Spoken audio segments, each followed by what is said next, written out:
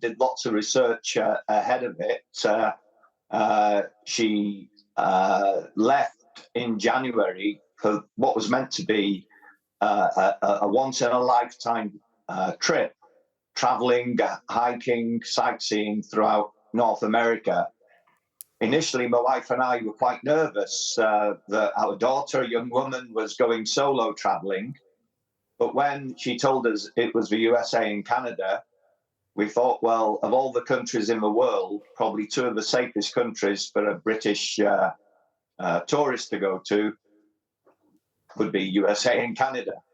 But what was meant to be life-changing for her, she'd planned it to really expand her horizons and enjoy the natural countryside in USA and Canada. It's turned into a nightmare for her, for us. And what's happened just seems so totally unbelievable. Due to a visa mix-up, a paperwork issue, she was detained by US Immigration, ICE, and unbelievably taken by Homeland Security in handcuffs to a large detention center in Tacoma, Washington. She's been there now for 14 days, and the conditions that she's in, again, it's another description of something that your viewers and wife and I, no one we tell, can believe. So can you expand on that a little bit for us? When was the last time you spoke to her, and what was she saying about her state and the conditions she's in?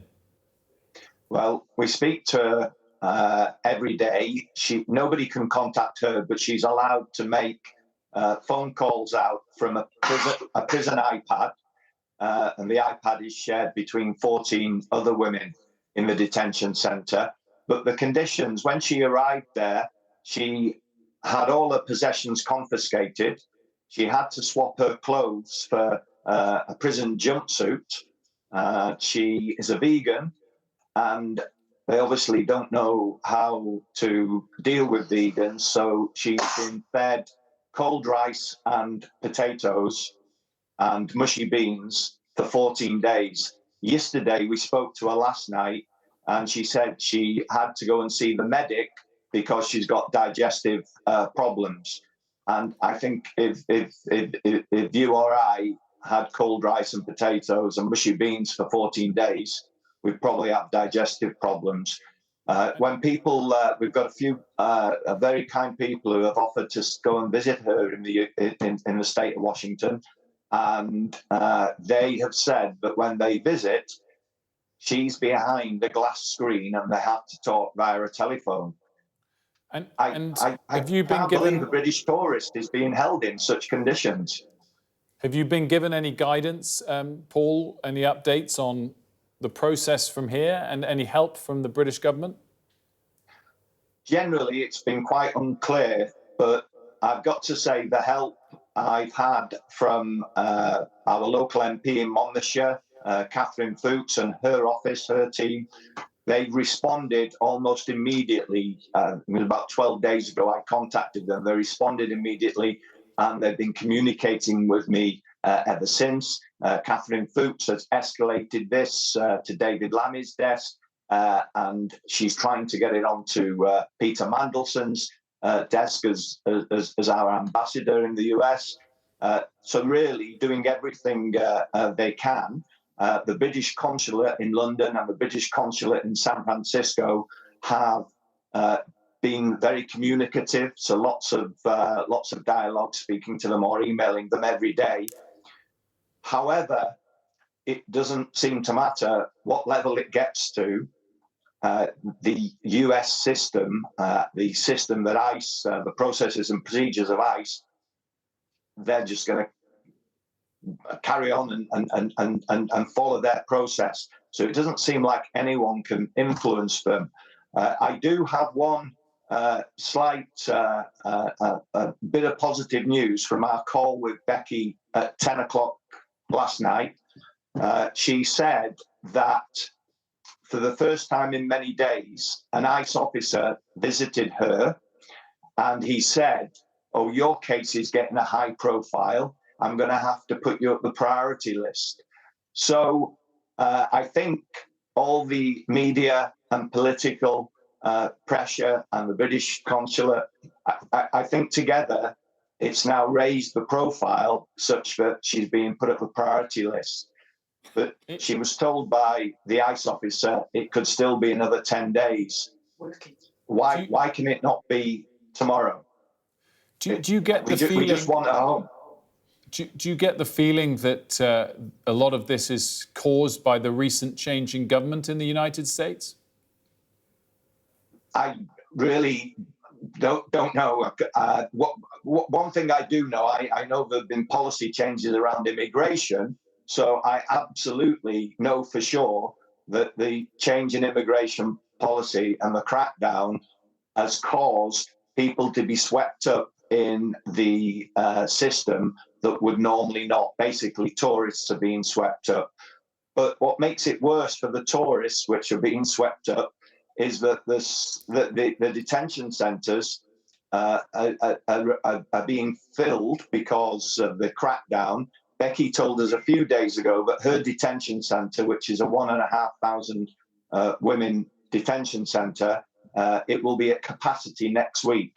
So I think part of the reason why this has been such a slow, really slow process is because of the workload that ICE are having to go through. So I can't really, I can't really get angry at the ICE organisation. They're just being totally overloaded with cases. So if you're an innocent tourist, you're still at the back of a long queue of paperwork for ICE to go through. It's good to hear, Paul, that your call last night with her had that positive detail in it. Despite that, are you worried for her safety at the moment?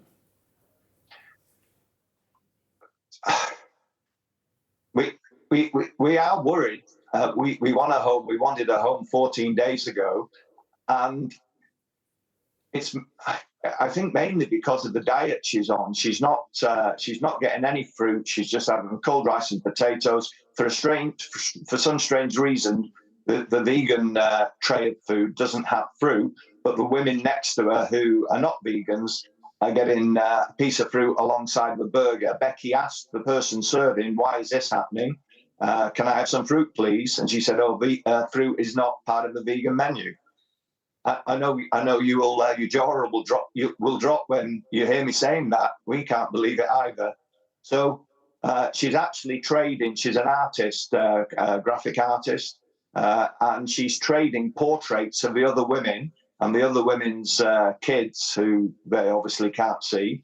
She's drawing portraits in return for an orange or some other food from the other women. And so in terms of how the other women are treating her, it really is like a band of sisters together. They're all really looking after each other well. So that did take our concerns down one level, but at least all the women she's in there with, they're all trying to help each other and support each other, which is, I suppose, one good thing.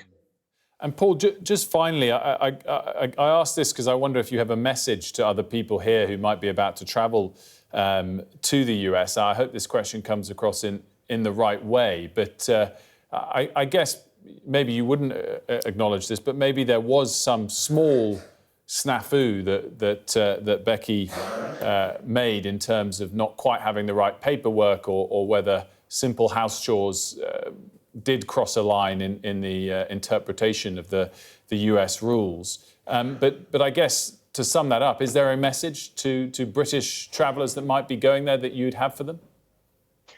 Well, it's one reason why I've agreed to all these interviews. I absolutely do not want any other families to go through what my wife and I have been through. For us, it's been a nightmare we've not been able to escape from, and we're not really living our life. We're just watching ourselves go through the motions. My advice is that if you're going to the US or Canada for more than just a regular holiday, for an extended period, check and double check the visa requirements. And because of our experience with Becky, I would actually say if it's more of an extended holiday, write to the embassy in the UK, so the USA Embassy, the Canadian Embassy, and ask them, is this the right visa for me to do these activities? And get them to send a letter and carry the letter with you.